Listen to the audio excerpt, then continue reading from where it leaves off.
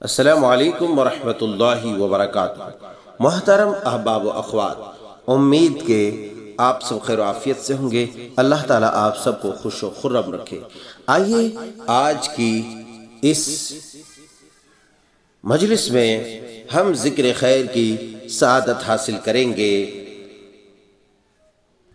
سید الرسل جناب محمد الرسول اللہ صلی اللہ علیہ وسلم کی دودھ ماں، آپ کے رضائی ماں سیدہ حلیمہ السعدیہ رضی اللہ تعالی عنہا کا ان ابن آمنۃ الامینہ محمدا خیر الانام وخیرۃ الاخیار ما ان له غیر الحلیمۃ مرضع نعم الامینۃ ہی علی الاسرار مأمونۃ من کل عیب فاحش ونقیۃ الاثواب والاوزار۔ اما آمنہ کے امین فرزند ارجمند حضرت محمد الرسول اللہ صلی اللہ علیہ وسلم ساری مخلوق سے اچھے اور سب سے بہتروں سے برتر ہیں۔ دائی حلیمہ رضی اللہ تعالی عنہا کے سوا آپ کو کوئی اور دودھ پلانے والی اس جیسی نہ تھی، اور وہ بڑی ہی خوبی کے ساتھ رازہائے دروں کی امین و محافظ تھی، اور وہ ہر واضح عیب سے مامون و محفوظ تھی، اور وہ پاک دامن و پاکیزہ خصال تھی۔ سرزمین عرب کے باشندوں میں یہ رواج تھا کہ جب ان کے ہاں کوئی بیٹا پیدا ہوتا تو اسے دودھ پلانے کے لیے کسی دوسرے قبیلے سے آیا کا انتخاب کیا کرتے تھے۔ اشراف مکہ اپنے نونہال دور دراز دیہاتوں میں بھیج دیا کرتے تھے تاکہ وہ دودھ پینے کی مدت دیہاتی خواتین کی گود میں گزارے۔ صدرن مکہ اپنے نونہالوں کو دودھ پلانے کے لیے ایسی خواتین کا انتخاب کیا کرتے تھے جو فطری طور پر ذہین و فطین، اعلیٰ اخلاق، بلند کردار اور خاندانی وجاہت کے مالک ہوا کرتی تھی۔ عرب اپنے بچے دائیوں کے سپرد کرنے سے پہلے ان میں سے عمدہ اخلاق، صحت مند، سلیقہ شعار، شیریں گفتار اور قابل قدر خاندان والی کون ہے، ان تمام چیزوں کو دیکھا کرتے۔ جس میں یہ خوبیاں پائی جاتی اس کا انتخاب ترجیحی بنیادوں پر کیا جاتا۔ ان اوصاف سے آراستہ دائی کو کامیاب و کامران تصور کیا جاتا۔ دیہاتی خواتین گاہے بگاہے شہروں اور قصبوں میں اس وقت چکر لگاتی جب ان میں دودھ پلانے کی صلاحیت بھرپور ہوتی۔ وہ شہری نونہالوں کو دودھ پلانے کے لیے گود میں لے کر واپس جاتی اور وہ بچوں کی پرورش کے لیے صاف شفاف، کشادہ اور خوشگوار ماحول کا اہتمام کرتی۔ اسی لیے رسول اللہ صلی اللہ علیہ وسلم کی زبان مبارک سے ادا ہونے والا معجزانہ کلام فصاحت و بلاغت کی خوبی سے آراستہ و پیراستہ ہوتا، کیونکہ آپ نے خاندان قریش میں آنکھ کھولی اور خاندان بنو سعد میں دودھ پینے کی مدت گزاری۔ فصاحت و بلاغت کے اعتبار سے دونوں خاندان مشہور و معروف تھے۔ رسول اللہ صلی اللہ علیہ وسلم بسا اوقات اپنے صحابہ کرام علیہم الرضوان کے سامنے یہ ارشاد فرمایا کرتے تھے، انا اعربکم انا قرشی واسترضعت فی بنی سعد، میں تم سب سے بڑھ کر فصیح و بلیغ ہوں اس لیے کہ میں قریشی ہوں اور میں نے خاندان بنو سعد میں دودھ پیا ہے۔ سبحان اللہ۔ ایک روز سیدنا ابوبکر صدیق رضی اللہ تعالی عنہ نے عرض کی، یا رسول اللہ صلی اللہ علیہ وسلم، آپ سے بڑھ کر میں نے کسی کو بھی اتنی فصاحت و بلاغت سے گفتگو کرتے نہیں دیکھا۔ آپ تو ماشاءاللہ کمال درجے کے فصیح و بلیغ ہیں۔ سبحان اللہ۔ سلام علیہما۔ آپ نے ارشاد فرمایا، میرے خلیل، میرے دوست، میرے رفیق، یہ فصاحت و بلاغت مجھے ورثے میں ملی ہے، اس پر مستزاد یہ کہ قبیلہ بنو سعد میں دودھ پینے کی مدت گزاری۔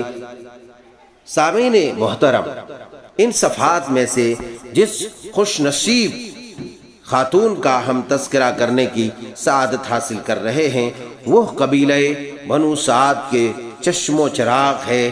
وہ ہمارے پیارے نبی صلی اللہ علیہ وسلم کی خوش بخت خوش خصال و خوش اطوار کو دودھ پلانے کی سعادت عظمی حاصل کرنے والی عظیم المرتبت خاتون داعیہ حلیمہ سعدیہ رضی اللہ تعالی عنہا ہے، جس کے بارے میں شیخ یوسف نبھانی نے اپنے اشعار میں کیا خوب خراج تحسین پیش کیا ہے۔ وَأَرْزَعَتْهُ ذَاتَ حَزٍّ مَا فِي حَلِيمَةٌ مِّن غُرَرِ الْأَشَائِرِ كَانَ لَدَيْهَا الْقُوتُ غَيْرَ يَاسِرٍ فَأَصْبَحَتْ أَيْسَرَ أَهْلِ الْحَاضِرِ۔ آپ صلی اللہ علیہ وسلم کو ایک بڑے ہی نصیب والی خاتون دائی حلیمہ نے دودھ پلایا، جس کا تعلق روشن و درخشاں اور نیر و تاباں قبیلے سے تھا۔ سبحان اللہ۔ اس کے پاس کھانے پینے کے لیے معمولی سی غذا ہوا کرتی تھی، لیکن دیکھتے ہی دیکھتے وہ اپنے علاقے کی خوشحال خاتون بن گئی۔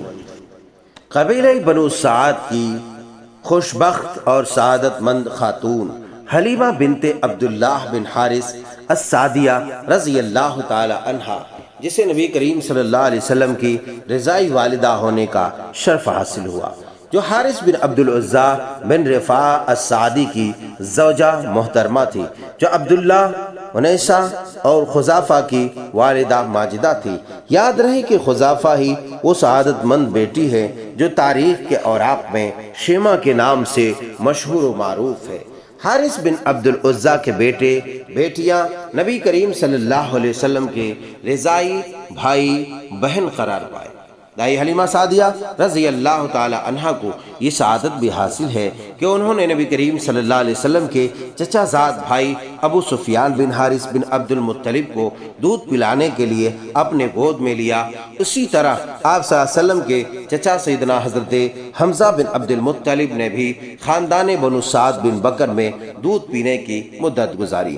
امیر حمزہ رضی اللہ تعالی عنہ کی والدہ بھی رسول کرم صلی اللہ علیہ وسلم کو ایک دن دودھ پلایا، جبکہ آپ ان دنوں حلیمہ سعدیہ رضی اللہ تعالی عنہ کی گود میں تھی۔ اس طرح امیر حمزہ رضی اللہ تعالی عنہ کا رسول اللہ صلی اللہ علیہ وسلم کے ساتھ دو طرح سے رضاعت کا سلسلہ قائم ہوا، ایک ابو لہب کی کنیز صعیبہ کی جانب سے اور دوسرا حلیمہ سعدیہ رضی اللہ تعالی عنہ کی طرف سے۔ حلیمہ سعدیہ رضی اللہ تعالی عنہا کے متعلق سیرت کے تمام کتابوں میں متفقہ طور پر یہ درج ہے کہ دائی حلیمہ سعدیہ جس نے رسول اللہ صلی اللہ علیہ وسلم کو دودھ پلانے کی سعادت حاصل کی، وہ سرزمین عرب کے تمام دائیوں میں زیادہ مشہور و معروف ہوئی۔ اس اعتبار سے وہ اپنا جادو اثر بیان دیتے ہوئے ارشاد فرماتی ہیں کہ میں خشک سالی کے موسم میں قبیلہ بنو سعد سے تعلق رکھنے والی ان 10 خواتین کے ہمراہ سفید رنگ کی نہایت ہی کمزور سی گدھی پر سوار ہو کر گھر سے نکلی۔ ہم سب کا ایک ہی مقصد تھا کہ دودھ پلانے کے لیے سرداران مکہ کے بچے اپنی گود میں لیں۔ ہمارے پاس ایک عمر رسیدہ اونٹنی بھی تھی جس کا دودھ خشک ہو چکا تھا۔ بھوک کی وجہ سے ہمارے اپنے بچوں کی چیخ و پکار اور آہ و بکا اور پیچ و تاب کھانے کی وجہ سے رات بھر ہم سو نہ سکے۔ میری چھاتی میں اتنا دودھ نہ تھا جو بیٹے کی بھوک کا مداوع بن سکتا۔ ہماری اونٹنی بھی اس قابل نہ تھی کہ وہ ہماری غذائی ضرورت پوری کر سکے۔ ہمارے دل میں احساس رہ رہ کر انگڑائیاں لے رہا تھا کہ کاش آسمان سے بارش نازل ہو اور گھر کے آنگن میں خوشحالی کے دیپ روشن ہوں۔ انہی خیالوں میں گم ہم سب مکے پہنچ گئی۔ رسول اللہ صلی اللہ علیہ وسلم کو ہم میں سے ہر ایک نے دیکھا، لیکن اپنی گود میں لینے کے لیے کسی کے دل میں اس بنا پر رغبت نہ آئی کہ آپ یتیم ہیں۔ ہر ایک نے اس لیے پہلو تئی اختیار کی کہ اس گھر سے معقول معاوضہ نہیں ملے گا۔ آپ کی والدہ اور دادا خاطر خواہ ہماری خدمت نہ کر سکیں گے۔ ہم سب سہیلیوں کی دلی خواہش یہ تھی کہ ہم ایسے بچے کو اپنی گود میں لیں جس کا والد مالدار ہو، جس کے آنگن میں خوشحالی رقص کنا ہو، مال و دولت کے ریل پیل ہوتا ہو، تاکہ ہمیں بھی اپنی خدمت کا خاطر خواہ صلہ مل سکے۔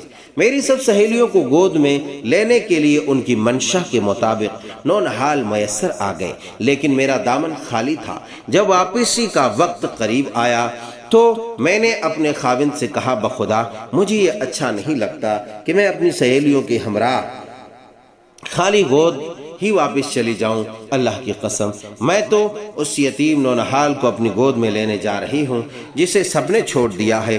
خاوند نے کہا، واہ واہ کیا خوب سوچا تو نے، میرے دل کی بات کہی، بہت خوب، بہت اعلیٰ، بہت عمدہ، یہ بچہ اپنی گود میں لے لیں، ہو سکتا ہے یہ ہمارے لیے خیر و برکت کا باعث بن جائے۔ دائی حلیمہ سعدیہ رضی اللہ تعالی عنہا فرماتی ہیں کہ لہٰذا میں گئی اور اس نونہال کو اپنی گود میں لے لیا۔ ایک دوسری حدیث میں یہ واقعہ کچھ اس انداز میں وارد ہوا ہے۔ دائی حلیمہ سعدیہ فرماتی ہیں کہ عبد المطلب نے میرا استقبال کیا اور فرمایا، تم کون ہو؟ میں نے عرض کی کہ میں قبیلہ بنو سعد کی ایک خاتون ہوں۔ آپ نے فرمایا، تیرا نام کیا ہے؟ میں نے کہا، حلیمہ۔